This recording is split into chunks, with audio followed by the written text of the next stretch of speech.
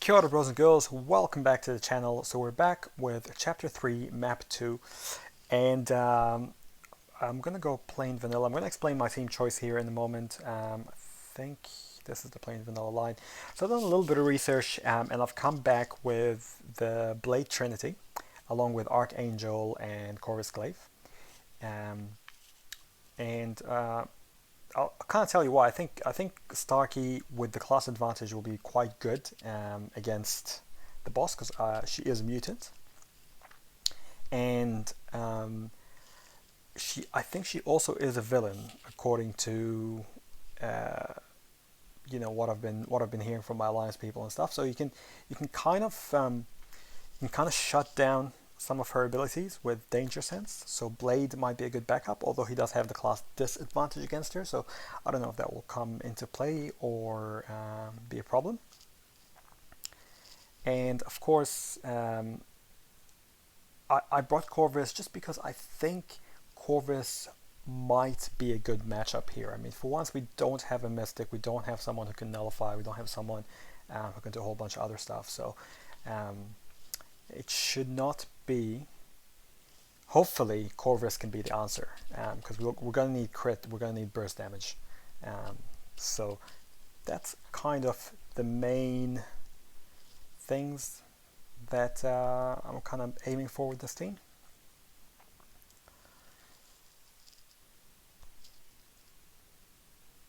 So for now, let's just get through the line first and then see what she's up to.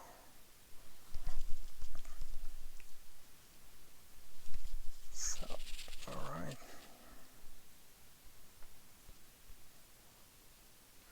Now, I don't actually need Ghost Rider for anything. The only reason I took him into this fight is because he is a Mystic.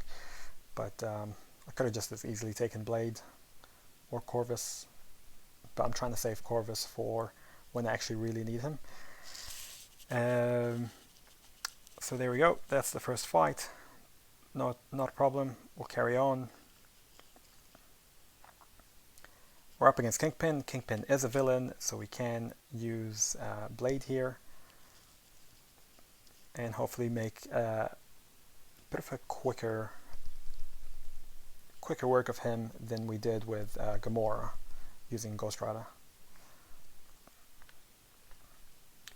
Evade that SP1, get back in. Now I really don't like pushing this guy to the SP2 because it is pretty nasty. Thank God for Blade's regen, otherwise I'd be on my ass here.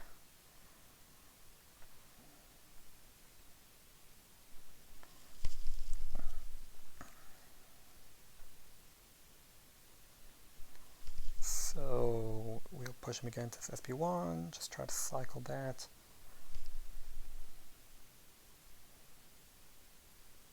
Come on, buddy. Come on, throw that SP.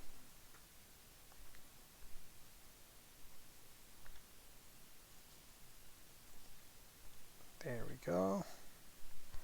And I might just throw that SP2 in there. So not quite as quick as I'd hoped for this fight, but we're getting there.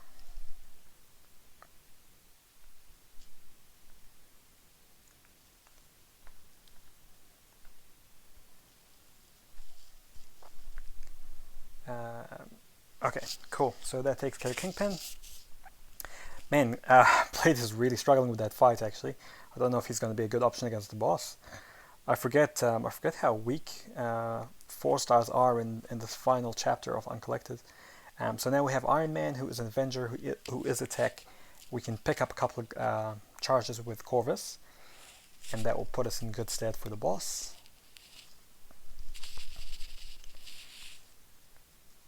Also, if I play well enough and don't take too many hits like I have with Corvus, with Blade and Ghost Rider, that would put us in a better place as well.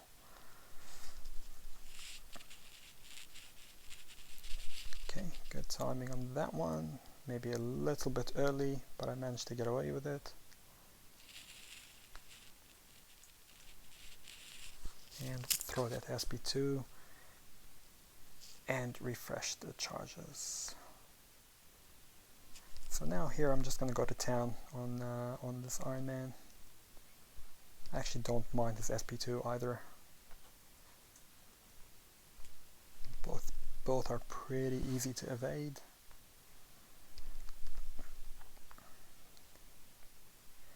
We'll try to do some work while we get their charges back.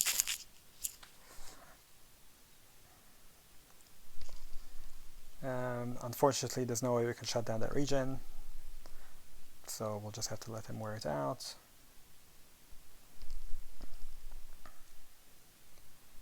Up to 70 hits now, man. This is a bit of a long fight. Okay.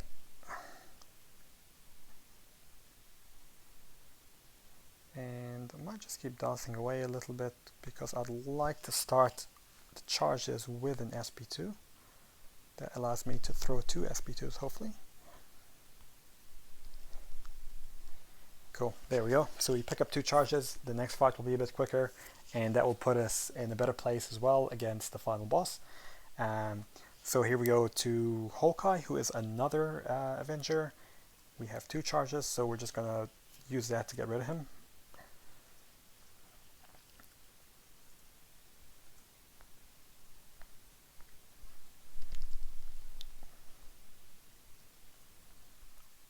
So I fight this guy all the time as well in Alliance Quest. I'm a little bit used to him.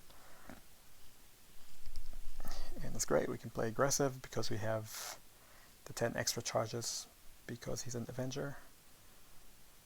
But now we have to just bait out that SP2, hopefully. Perfect. Perfect timing. And I think 1 more SP1 should be enough. Probably don't even need that. Perfect. Cool, so 2 charges, there's 2 more, and then we on to the final boss. The next one is Sabretooth, which is great because we don't have a mutant charge, so we can get a mutant charge from him. So let's go ahead and do that.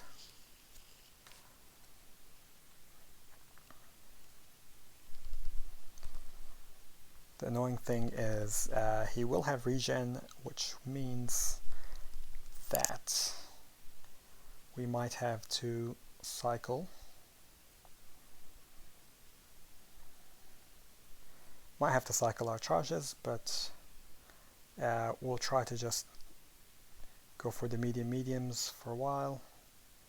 But I think we are going to have to cycle the charges anyway. So throw that SP2. And that almost gets him into Assassin.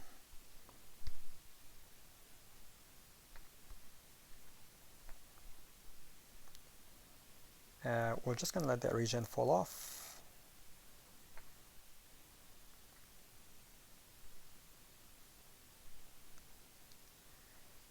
And in the meantime also build up our charges again. And I'm just going to continue going medium. Try to kind of delay his regen as much as is possible until we get our charges back.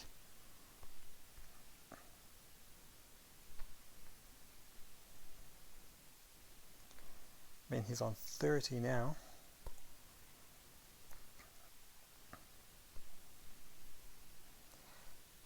And our charges are just about to refresh. Perfect. And now we can take care of business. Okay, cool. So that's kind of one of the cons of Corvus is when he doesn't have his charges up, he doesn't hit very hard, and it becomes a bit of a long game. But now that he's got 3 charges, he puts us in a good place, especially for the final boss. I think with a bit of luck we can get an evade on this Daredevil and pick up the 4th as well. Let's see if we can't do that. And that probably means I'm going to have to use the SP1 instead of the SP2 here. And he doesn't evade it, which is unusual.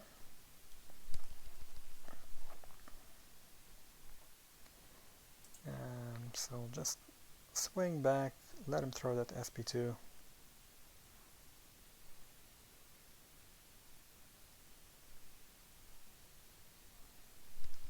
Okay, great.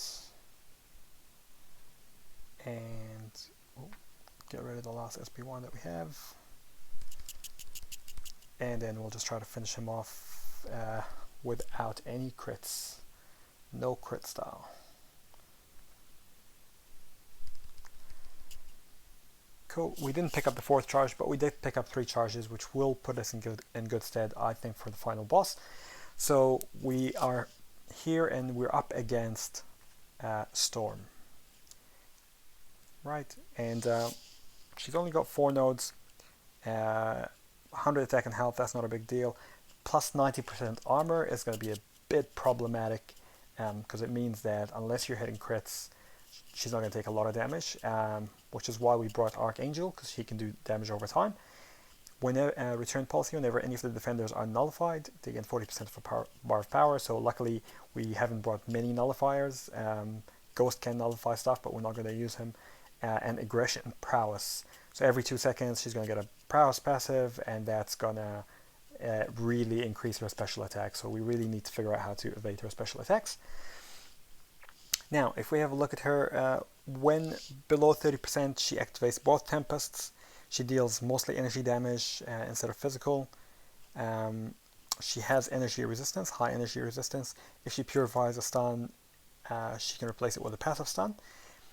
And then she's got the Ice Tempest and the Lightning. If power locked or drained, the Tempest is removed for 8 seconds. I don't think, apart from Starkey's Heavy, I don't think we have a power drain, and Ghost Rider is SP2, but we're not using Ghost Rider.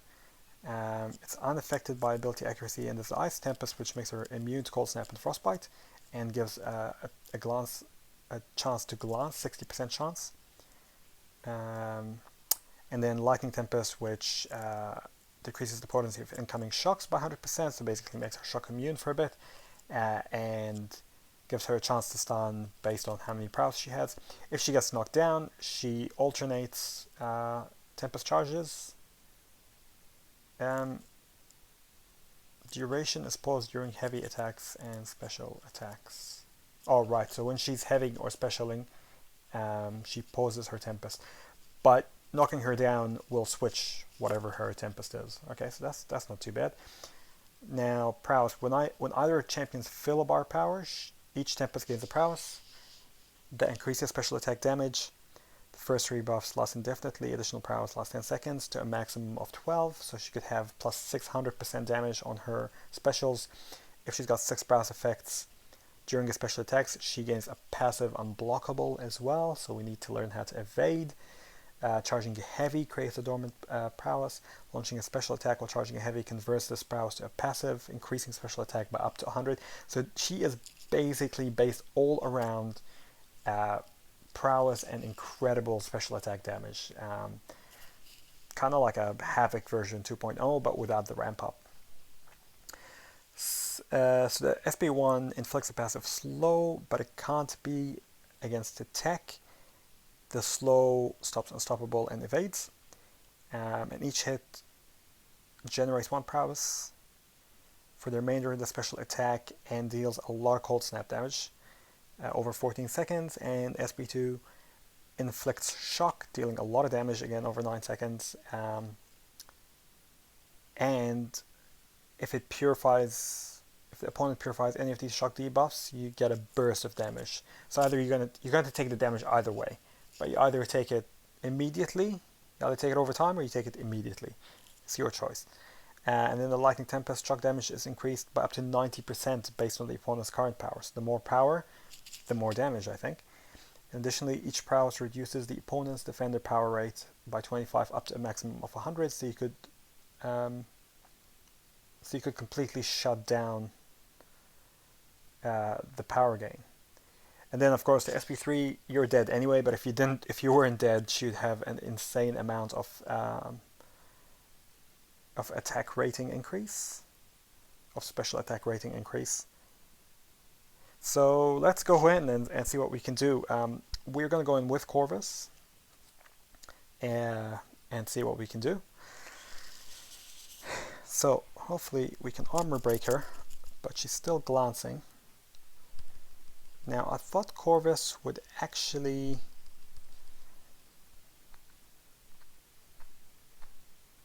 Oof. Okay. That SP1 looks a little bit funky. So we evaded the first couple of hits. We didn't evade the second couple. I'm just going to bring in Ghost Rider just for a sec to kind of experiment with that SP1. And then once we have that down, we'll bring somebody we can actually use. So give her a bleed. We'll get our Fury up. So 1, 2, and 3. Right. We'll save Starkey till the end. What I'll do is we'll see if we can do some damage over time with Archangel. So I don't think it said anything about her being poison or bleed immune. No, she's not either. So Archangel might not be a terrible option at all. A lot of damage over time here. Doing the business. And we're not really pushing her to her SP2. Archangel is doing work, boys and girls. 4-star Archangel. Always a pleasure doing business with you. So there we go. She is stunned. We're going to throw the SP1, soak up some more time. She's stunned again. We'll go in again. We'll give her another heavy. She's almost dead. Give her another heavy, almost dead, and 1%. So Archangel, boys and girls, is doing a number on her. Now, of course, we are going to die here. If you get clipped by one special as a 4-star, you're dead until you can figure out how to evade the SP1 or SP2. We haven't figured out how to do that reliably yet, but of course, if you do like, subscribe, or leave a comment and follow us, we will do a breakdown of Storm and see if we can. Who should we use? Spider, and see if we can teach you guys how to evade the SP1 once we learn how to evade SP1 first of all. But so let's just experiment with this. I can't actually experiment because I'm going to kill her before she gets to her SP1. I think. Oh, maybe not. Okay, cool. So 1, 2, 3. Oh, the 3 is quite delayed, isn't it? But yeah, that's how it's done, boys and girls.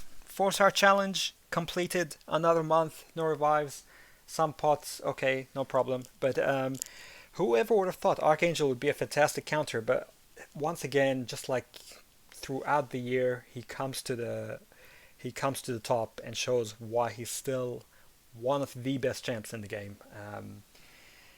So I hope this helped you out. If it did, like, subscribe, leave a comment. But we will do a full breakdown into her and learn how to evade her SP1s and her SP2s, hopefully. And then we'll think about what better counters after we do some more experimentation. But that's the first pass through with 4 stars. As you can see, yes, it can be done. And if I can do it, and I'm not a great player, you can do it too. So we'll see you in the next one. Kakite Arnold, bros and girls.